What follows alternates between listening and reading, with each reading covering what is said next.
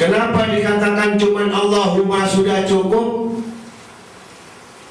Karena Allahumma mengandung isi yang besar nama-nama Allah, 99 nama Allah. Hanya Allahumma. Ya Rahman, Ya Rahim masuk, Ya Malik ya masuk, Ya Fatah, Ya Razak masuk. Semua nama-nama keagungan Allah masuk di dalam Allahumma. Belum lagi sholli ala Sayyidina Muhammad, belum lagi bersalawat kepada junjungan Nabi kita Muhammad.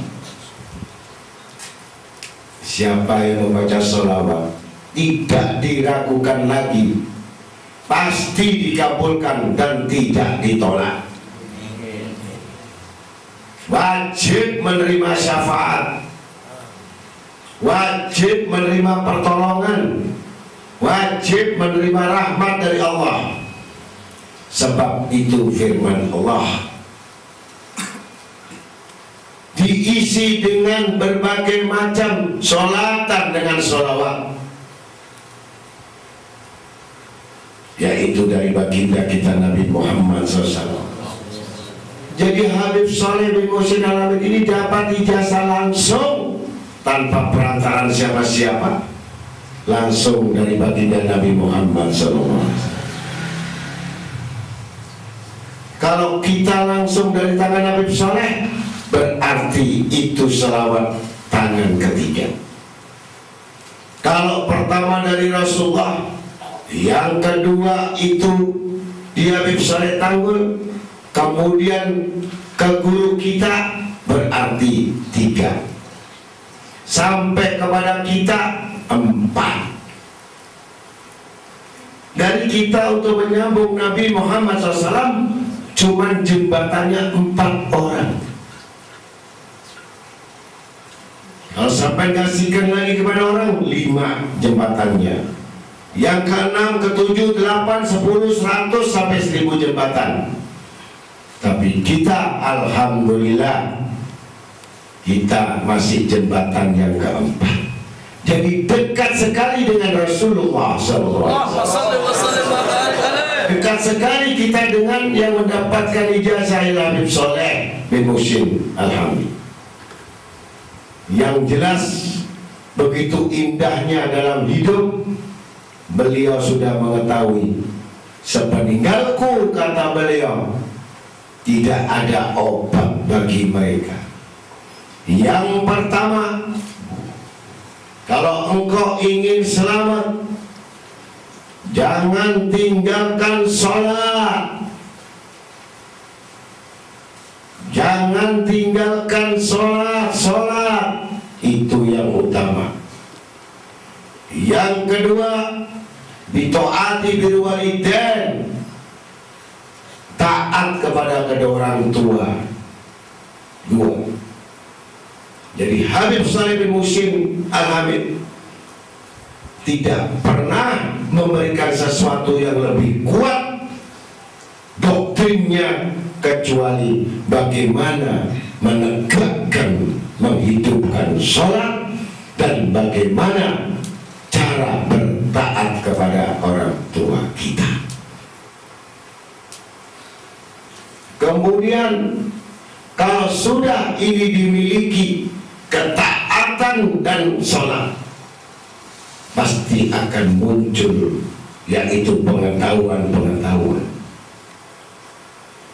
Kecintaan Allah kepada Rasulnya, dan Rasulnya cinta kepada orang yang taat dalam sholat dan taat kepada kedua orang tuanya. Maka hadiah daripada baginda Nabi Muhammad SAW adalah salawat tauhid ini untuk segala hajat. Jadi disitulah letaknya urusan dunia adalah taat kepada kedua orang tua kita. Urusan akhirat kita harus taat kepada guru-guru kita. Begitu pula salawat, kita membaca sholawat, kita taat kepada Rasul Sallallahu Alaihi Wasallam, kita membaca istighfar, taat kepada Allah. Maka dengan demikian, kalau kita isi hari-hari ini istighfar dan sholawat, niscaya dia tidak akan sepi dari rezeki, tidak akan sepi dari kegembiraan, dan dijauhkan penyakit-penyakit yang berat, penyakit sibuk, penyakit hati, penyakit pikiran, penyakit uang, penyakit apa saja. Kalau kita baca, dan apabila kita baca gak nafas lagi satu selawat sambil memegang hati, Allahumma salli ala sayyidina Muhammadin salatan taghfiru biha dhunub wa tuslihu biha al-qulub wa tantaliqu biha al-usub wa talimu biha as-surur wa ala alihi wa sahbihi mansub. Isam dalam-dalam, terus kita hembus, keluarlah penyakit dada, keluarlah ya penyakit hati, keluarlah penyakit pikiran, keluarlah penyakit hubung dunia, keluarlah penyakit jelek, dengki, iri, keluarlah nafsu, keluarlah semuanya karena berkat selawat taghfir. Apalagi kalau dibaca 100 kali satu hari. Bahkan beliau sampai memberikan keringanan, bacalah minimal 3 kali habis sholat, atau 11 kali, atau 41 kali. Sedikit tapi terus menerus kita amalkan dan kita baca, itu menjadi karomah.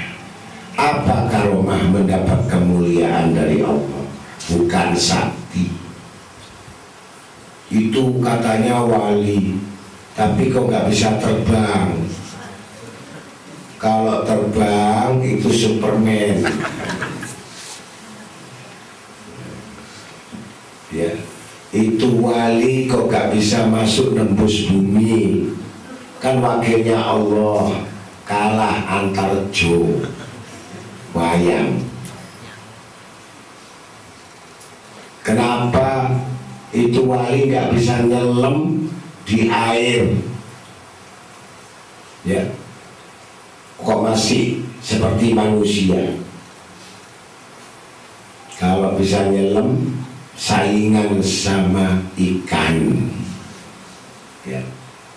Kalau ikan gimana? Kalau ikan di air gimana? Nafasnya pakai apa? Insang. Kalau manusia pakai paru-paru. Jadi kalau namanya wali punya nafas insan, itu lihat mulutnya gini. Ya, itu namanya wali nganyeng. Loh, wali kok nggak bisa hilang? Mestinya wali bisa hilang. Kalau wali bisa hilang, berarti kalah sama setan. Ya, setan hilang, genderuwo hilang. Ya, kenapa demikian? Yang disebut wali, inna waliyulladzi najal kitab wa tawalas sholihin. Sesungguhnya wali-wali Allah Ta'ala dijadikan, diturunkan oleh Allah itu orang yang soleh, ya. Bukan orang sakti, orang soleh. Orang soleh itu artinya menjaga sholatnya, menjaga wudhunya, ya, menjaga semua disyariatkannya. Kalau itu mampu, sudah jadi wali. Jadi nggak usah repot-repot, syaratnya jadi wali gampang. Ya, wali itu paling gampang kalau miliki hati yang bersih, hati yang bersih, terus hati pemurah, sudah wali. Kenapa enggak? Nek hatinya sombong, hatinya jahat, bukan wali. Nek hatinya bukan pemurah, belum wali. Jadi satu syaratnya gampang. Itu gara-gara apa? Banyak istighfar kepada Allah, ya. Kalau orang banyak beristighfar, bahkan Sayyidina Imam Abdul Jalil Ad-Diba dalam kitab Dibanya menyebutkan, aku melazimkan istighfar, aku perbanyak istighfar agar terbuka semua hijab-hijab dan dinding-dinding. Aku dengan istighfar untuk menemui Tuhanku. Dengan istighfar bisa mengenal Allah. Jadi banyak-banyak istighfar. Apalagi selawat taufir. Jadi kalau baca jangan ngantuk tadi. Jangan lupa besok puasa. Ada yang puasa besok habis sahur tidur sampai maghrib. Subuh enggak, duha enggak, duhur enggak, asar enggak, ya maghrib tok karena baru makan. Bagaimana guru? Ada orang yang mengatakan gak usah sembahyang, pokoknya puasa saja. Bagus. Jadi kalau orang yang gak sholat tapi puasa saja, itu ibarat pakai baju nggak pakai celana ke bawah. Jadi kalau sampai pakai potongan ini, pakai baju tapi sampai kelihatan bawahnya, malu atau tidak? Itu orang yang puasa nggak sholat. Nah sama orang yang sholat nggak puasa, nah pakai rok tapi kelihatan buah dadanya gandul. Itu orang tua perempuan sholat tapi nggak puasa. Ya, mudah-mudahan anak-anaknya di rumah disuruh puasa. Kalau tidak puasa, katakan, nak, perempuan, kamu walaupun umur 30 nggak puasa, mulai sekarang kamu nggak pakai baju keluar di rumah. Itu tandanya, daripada kamu di akhirat nanti begitu kan, lebih baik sekarang kamu ditonton orang gitu. Ya, jadi itu puasa tanpa sholat, sholat tanpa puasa. Nah, demikian pula satu kaum dari semua Nabi Musa alaihissalam ditanya, wahai Nabi Musa, engkau bisa menghancurkan Fir'aun, menghancurkan tentara semua orang kafir. Di mana Allah bisa memberikan mujizat dan kemuliaanmu seperti itu? Ilmu apa? Gampang, kata Nabi Musa.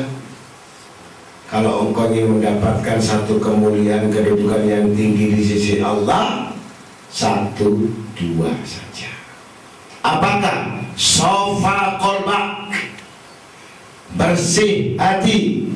Yang kedua, sahab, pemurah. Nah, itu Fir'aun jatuh, Namrud jatuh, semua jatuh karena kalah sama orang yang bersih hati dan pemurah. Jadi kalau kamu pemurah itu tandanya bagaimana? Gampang, tak ajarin. Kalau umpamanya punya permen 2, ya permen, jangan yang baik-baik, permen 2. Kamu jangan makan dulu, kamu kasihkan semua permen 2 itu sama anak-anak. Nah, ini pemurah. Kamu nggak makan. Nah, nanti sisanya kan permen karet. Jadi yang lengket itu kamu ambil, kamu mut. Itu namanya pemurah. Namanya betul ini pemurah begitu. Jadi dikasihkan, sisanya diambil. Itu namanya pemurah. Ya, kalau punya coklat, pucuknya tak dijual. Ini kan medit. Itu namanya medit. Dikasih separuh, tep, getun. Dia saja nyeman. Telung perapat, kaono. Gitu. Jadi kalau bagus adalah apa? Apa yang senang di coklat 1/4. Nah, 1/4. Jangan 3/4, itu action. Ya. Jadi Jadi kalau sedekah jangan terlalu baik, ya, dan tidak boleh dikurangi. Misalkan saya niat saya sedekah 100.000, nah, tapi nggak ada uangnya, masuk kamar pakai nih banyak 5.000. Nah, itu yang benar pertama itu. Jadi jangan dikurangi. Itu termasuk orang yang berbuat baik, masuk golongan orang yang beristighfar. Nah, jadi istighfar itu bisa berbuat baik, itu diampuni dosa-dosanya Allah, karena setiap kebaikan itu menutupi kejahatan 10 kali. Maka demikian riwayat orang-orang yang melazimkan istighfar sampai mendapatkan kedudukan yang tinggi di sisi Allah gara-gara banyak minta ampun. Orang yang sombong nggak pernah minta ampun,